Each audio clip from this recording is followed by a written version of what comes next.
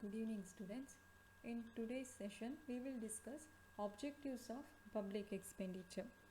So, what are the objectives of public expenditure? First one, provide social goods. Second one, remove unemployment. Third one, increase production. Fourth one, exploitation and development of mineral resources.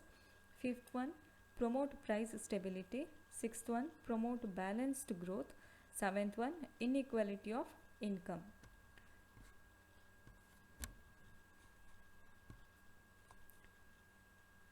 Rapid economic development requires huge expenditure to be incurred in the various sectors of the economy. As the private sector is usually hesitant and unwilling to invest huge amounts because the returns from such investments are either uncertain or long delayed, it is public expenditure which plays the crucial role in economic development, especially in underdeveloped economy. We'll discuss the objectives of public expenditure. First one, provide social goods.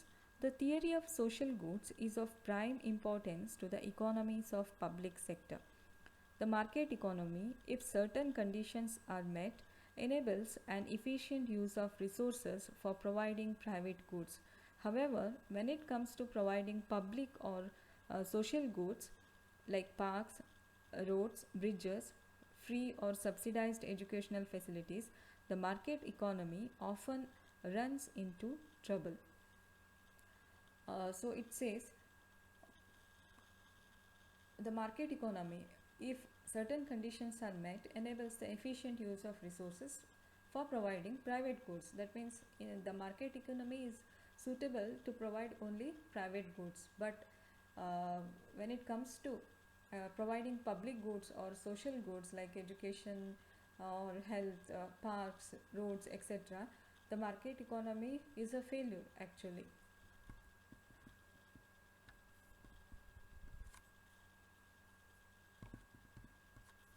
So that is why we need public expenditure.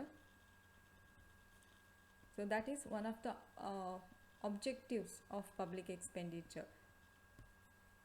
Second one, removal of unemployment. Public expenditure is the most potent weapon to fight unemployment level. To fight the unemployment level. Employment level depends upon the effective demand. The government can influence effective demand either by making more public expenditure or by such fiscal method as it may raise the level of private expenditure. So this is second objective of public expenditure. So public expenditure aims at removing unemployment. As you all know, in Keynesian theory, it says that if effective demand is increased, it will increase employment level. So here government can influence effective demand through public expenditure. By spending more, it can increase the employment level, income level of the people, and thereby it can increase the effective demand, and also by increasing effective demand it will increase the private expenditure. So together both public expenditure which will contribute to the increase in private expenditure finally will help in removing unemployment. Third one, increase production. Public expenditure contributes to production through a large number of public enterprises both in industries and agriculture. Government incurs a lot of expenditure in the agriculture sector. Example, on irrigation and power, seed farms, fertilizer factories, warehouses, etc. So it means public expenditure contributes to the overall production of the economy. Like it will contribute to the development. It has to contribute to the development of the industrial sector as well as agriculture sector. So this is another objective of public expenditure, that is to increase the production of the economy. And next the okay, this is over. Increase in the production. Okay, fourth one is exploitation and development of mineral resources. Minerals provide a base for further economic development. The government has to undertake schemes of exploitation and development of essential minerals like coal and oil. Public expenditure has to play its role here too. So another objective of public expenditure is exploitation and development of mineral resources. So government can spend, it can use its expenditure to exploit the resources, exploit the mineral resources, and contribute to the industrial development of the country, or industrial or overall development of the country, you can say. Okay. The next objective is promote price stability. Increase in public expenditure relieves the economy from the quagmire of depression, and conversely, public expenditure can be scaled down when there is a fear of inflationary rise in prices. Thus, public expenditure helps in stabilizing price.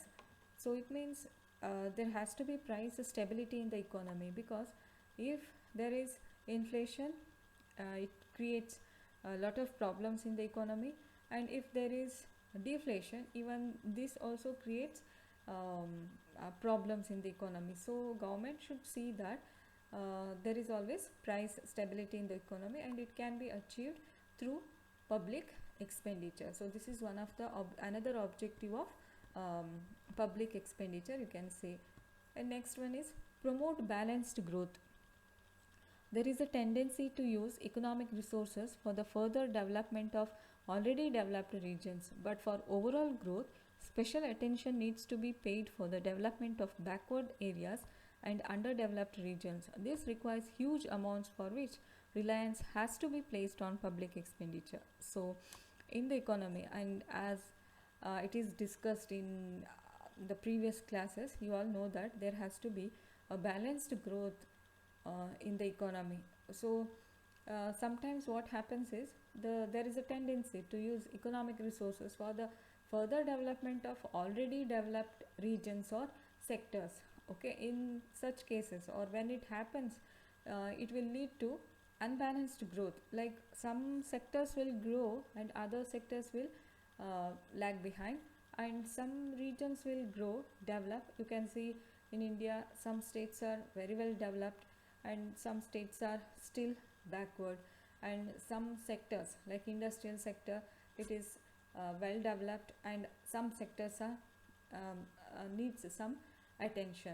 So to correct this, public expenditure can be used. So this is another objective, to achieve balanced growth in the economy. Next one is reduce inequality of income.